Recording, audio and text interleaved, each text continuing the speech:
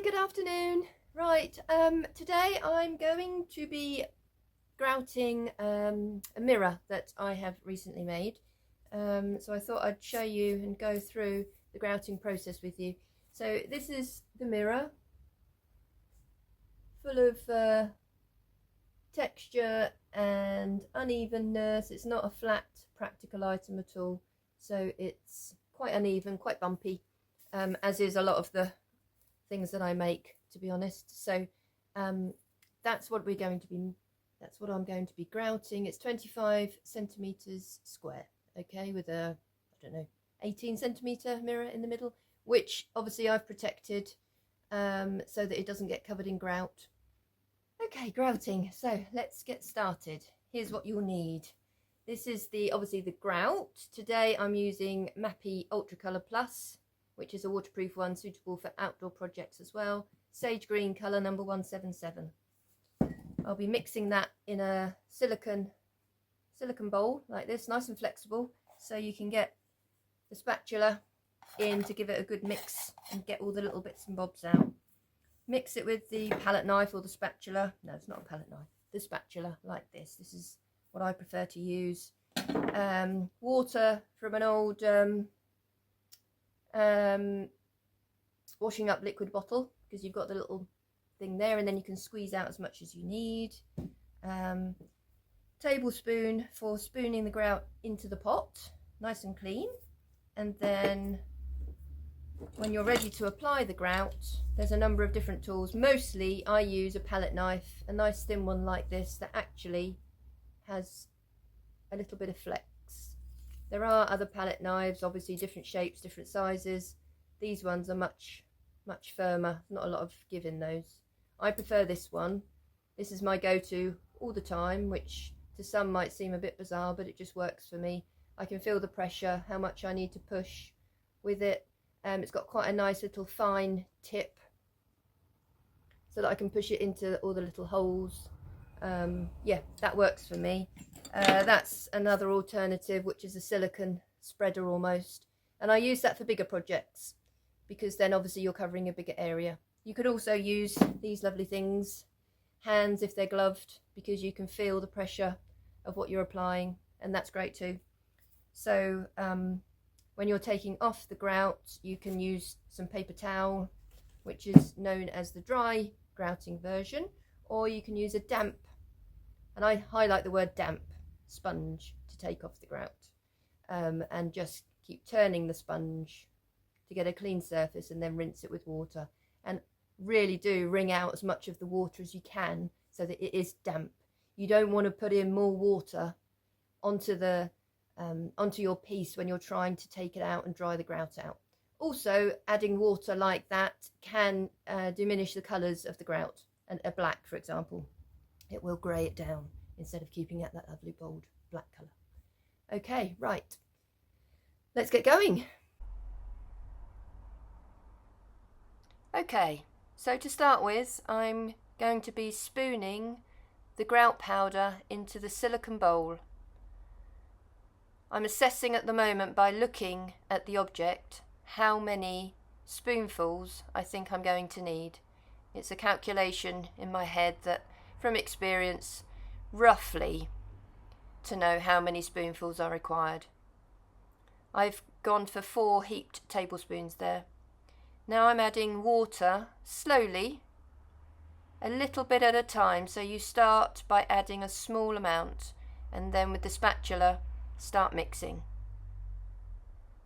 You will find that each colour of Mappy Ultra Colour Plus grout seems to have its a different way about it, a different makeup of its powder, because you will find that adding a particular amount of water to the powder will seem like nothing's happening, but please don't add more water until you can start seeing the powder change, because you will then end up adding too much.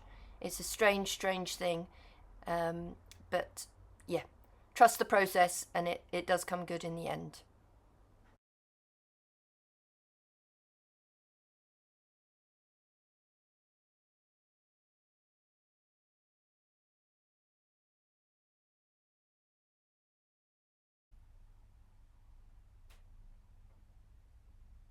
So keep going with the mixing. Sometimes it feels like it takes forever. This certainly does, but it will come. And you need to have the right consistency. You don't want to keep making it too wet, adding more powder, and then for it to be too dry, you know. So that's a good consistency. It's like peanut butter.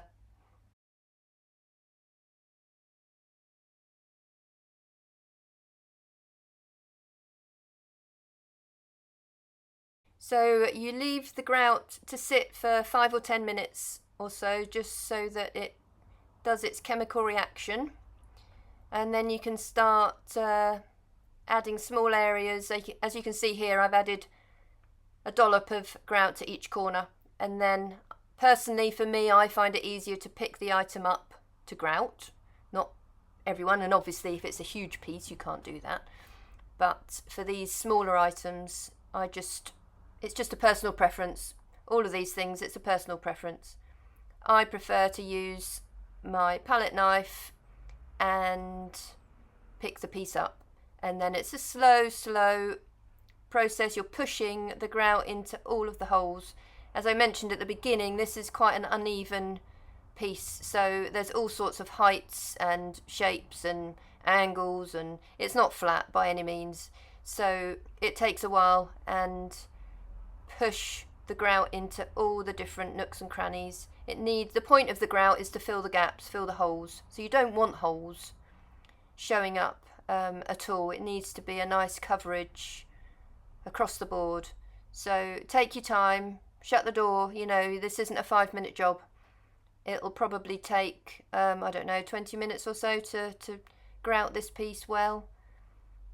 So take your time. You can't rush it. Why spend hours making something if you're going to rush the grouting process?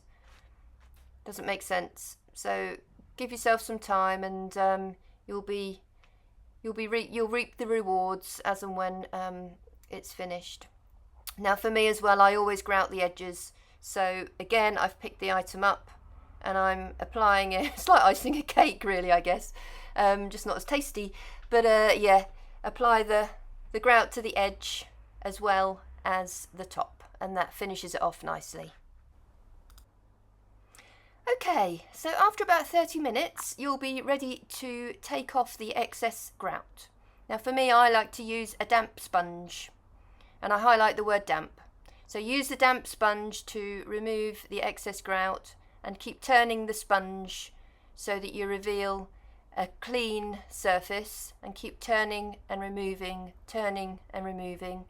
and you can rinse the sponge obviously when you need to. Wring it out really well so it's damp, and just continue to remove the grout like that until you've taken off all the excess, and then leave it to sit for another hour or so.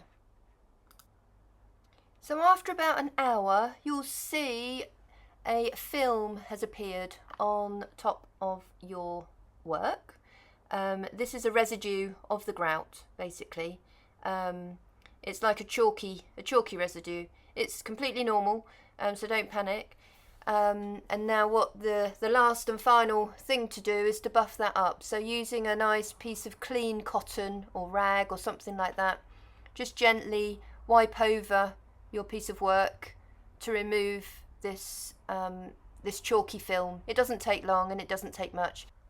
If you do have any stubborn bits of grout or adhesive that have come to the surface or anything like that, you can use a wooden skewer to just to ease them away during the cleaning process, or use some vinegar water as a final wash. It always buffs it up nicely. So I hope that's been helpful.